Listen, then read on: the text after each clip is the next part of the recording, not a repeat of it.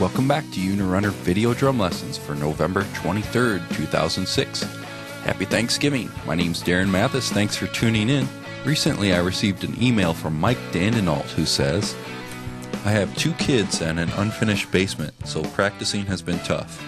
I bought a rolling kit to practice at night and it's really sweet, but I prefer acoustic drums.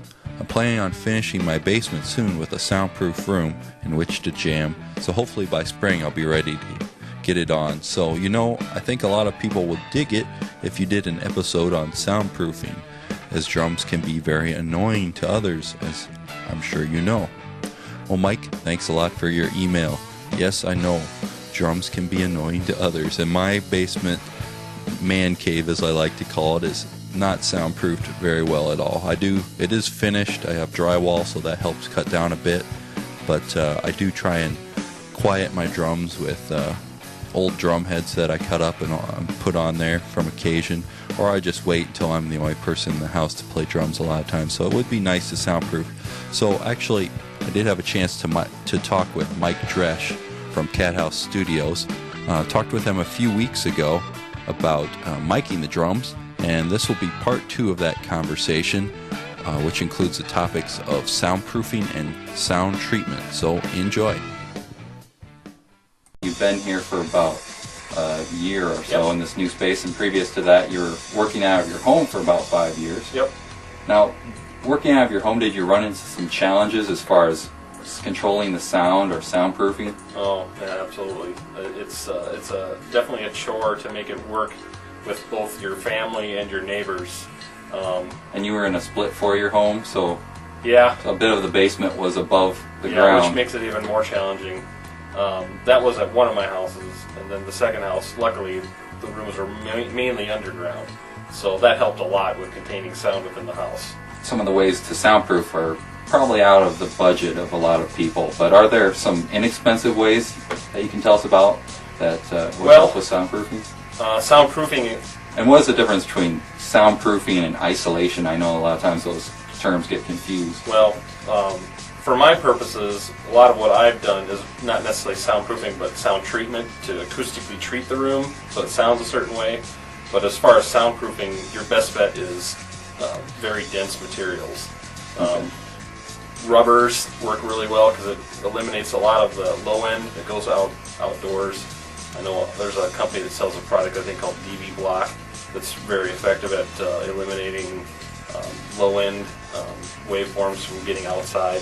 And the big thing is if you're able to construct, like say, a second wall inside, leaving a gap of space between walls, so the sound doesn't have anything that it continually vibrates against.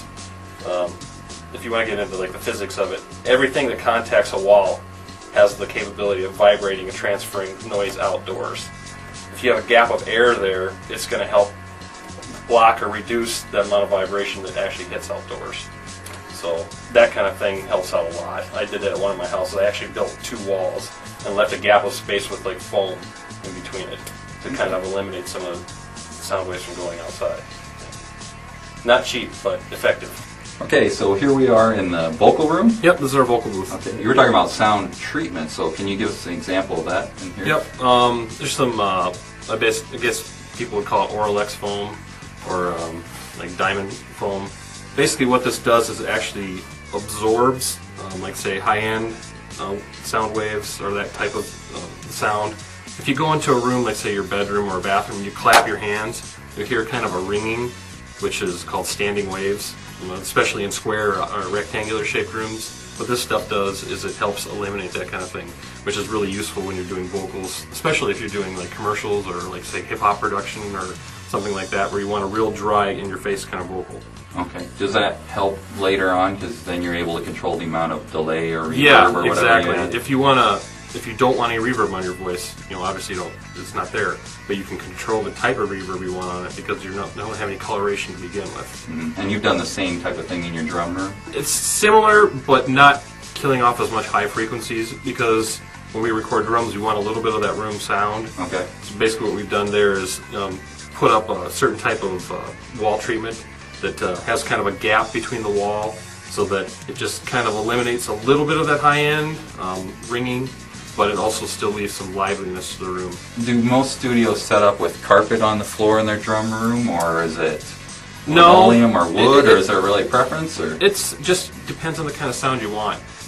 If you're looking for a real live sound, they're probably going to be either wood or in maybe more low scale places, maybe a type of concrete or maybe tile or something like that. But the desired treatment in many high-end studios is wood.